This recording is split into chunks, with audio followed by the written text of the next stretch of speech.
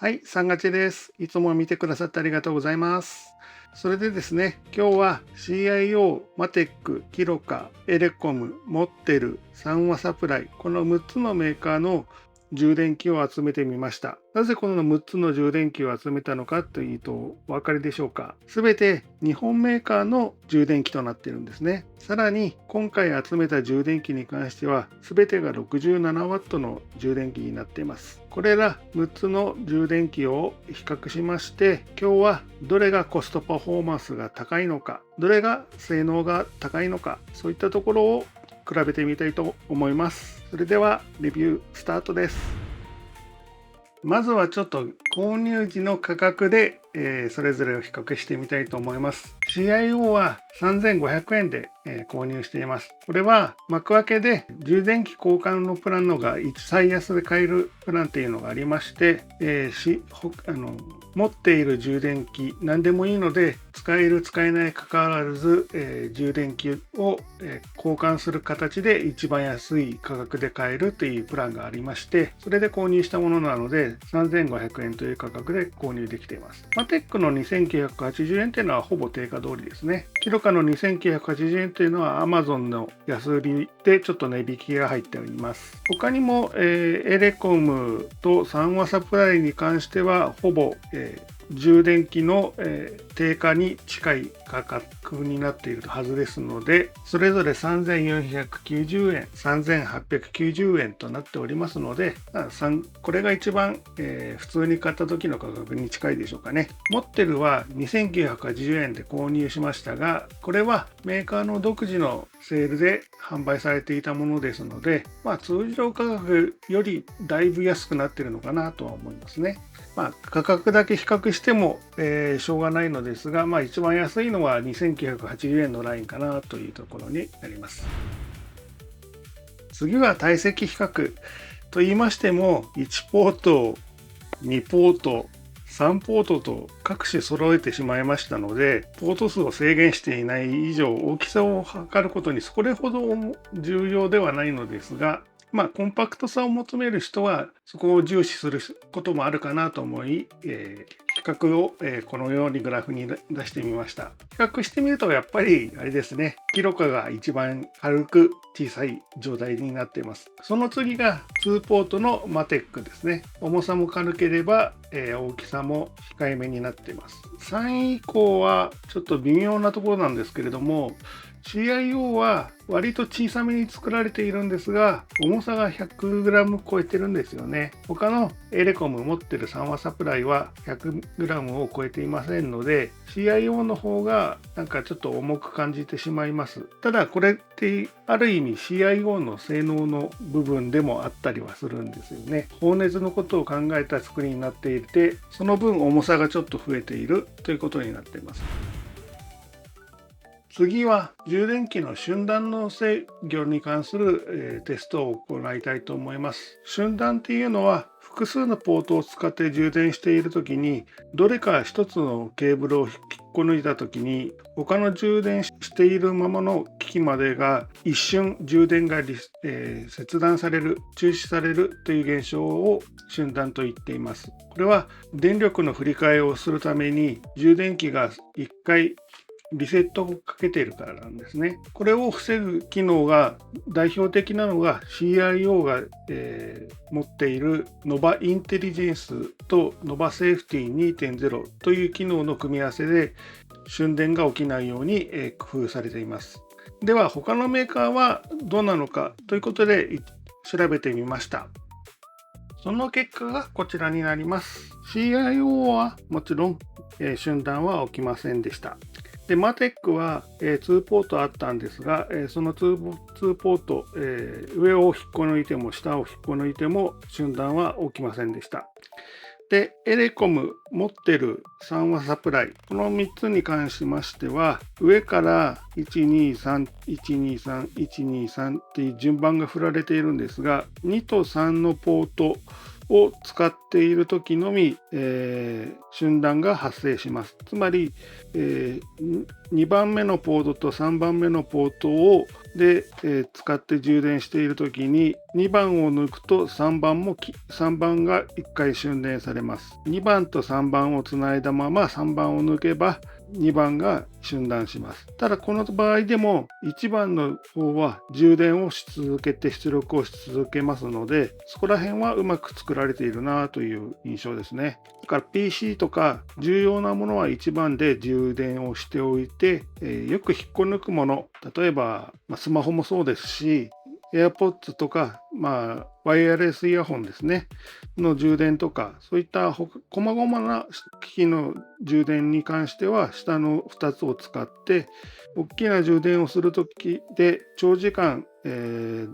途切れさせたくない安定した充電をさせたいものは全部1番を使うっていうのができるようになっているので、瞬電をうまく操作しているなっていう印象はありますね。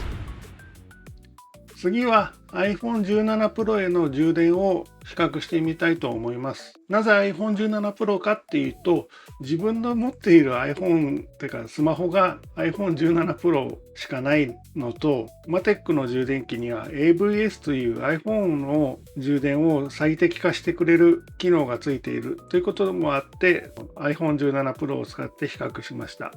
本当は公平にするのであれば Android の Galaxy とか Pixel、Nothing Phone あたりを用意して充電テストそちらもするべきなんです。速度計測をそちらでもするべきなんですけれども、ちょっと持ってないので申し訳ないですが、今回 iPhone だけで計測しています。で、グラフがこちらになるんですけれども、やっぱりiPhone に最適化した Matic の充電器が一番早く充電しているなっていうのが分かりますね。意外に思ったのが CIO はかなり早い充電をするイメージはあったんですけれども、速度的にはそこまで速くなかったなっていう印象ですね。効率的には実はエレコムの方が上なんですよね。最終的には、キロカやエレコムの方が充電の、速度というか、そうですね、30分経った時の充電容量はほんのわずかですけれども上に上ってました。一番充電がちゃんとできていたのは Matic ですよね。やはりこの AVS っていう機能は本当によくできてて、電池も熱くなりにくいですし、充電も早いということでiPhone を持っているならおすすめですね。次はですね、67W の出力というのを1時間続けさせてみて、それぞれの充電器がどんな動きをするかっていうのをグラフに表してみました。方法としては負荷装置とテスターというものを使って 67W の要求を充電器に対して1時間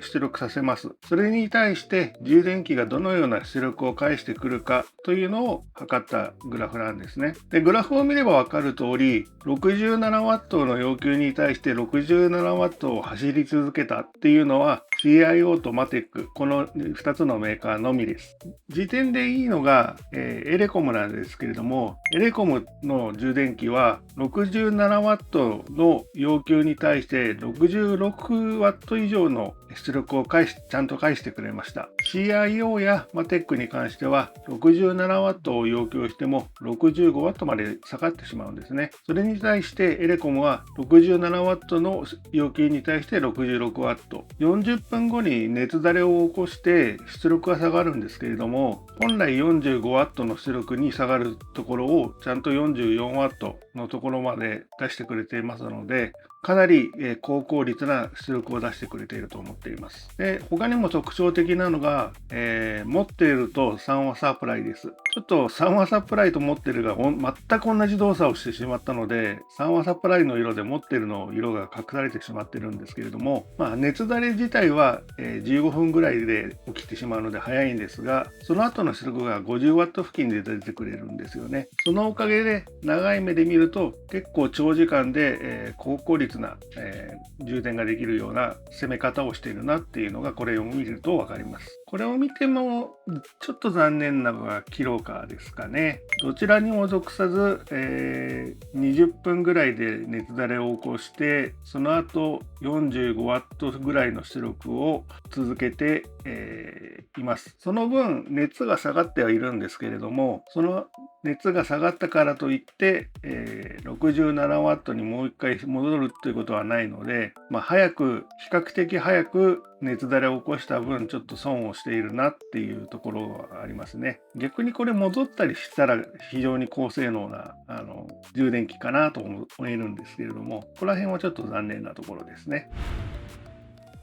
はい。というわけで、ここまでこの6機種の充電器を比較してみました。いかがでしたでしょうか。ここまで比較してみて、この中で一番私が推しだなと思うのは、今回マテックの充電器ですね。やはり iPhone ユーザーとしては iPhone の充電を素早くしてくれて、バッテリーの加熱なんかも抑えてくれているっていうのが非常にポイント高かったです。2ポート充電器なので複数ポート使う時も割と便利だなという気はします。ただどちらが出力何ワットまでかっていうのが決まっているのはちょっと注意のポイントですね。時点としてちょっと悩んだのが CIO かエレコムかなんですけれども、今回はエレコムを押したいと思います。エレコムの充電の給電能力に関しては非常に効率的でよくできているなというふうに印象を受けました。これが例えば1年とか2年とか使ってくれば多少なりとも電気代にも影響してきてそうだなと思うぐらいの発電効率が違ってきましたので、時点として選びましたね。CIO は好きなメーカーなんでどうしても入れたくはなっちゃうんですけれども、今回は3番手ぐらいかなっていう気がします。で、面白いのが持ってると3話サプライですね。持ってるの充電器でレビューもしましたけれども、熱だれをしても 65W から 50W まで落ちるだけなんですよね。熱だれに強いという意味では持ってるエア3話サプライの充電器は非常に強みです。なんて言ってしまうと、じゃあやっぱりどれ選べばいいのってなっちゃいますが、私としては、iPhone ユーザーならマテックを選ぶといいと思います。それ以外のユーザーに関してはエレコムを選ぶのをやはりお勧めいたしますので参考にしてください。それではこの動画が参考になったと感じましたらチャンネル登録や高評価ボタンよろしくお願いいたします。それでは以上サンガジェがお送りしました。次回の動画でまたお会いしましょう。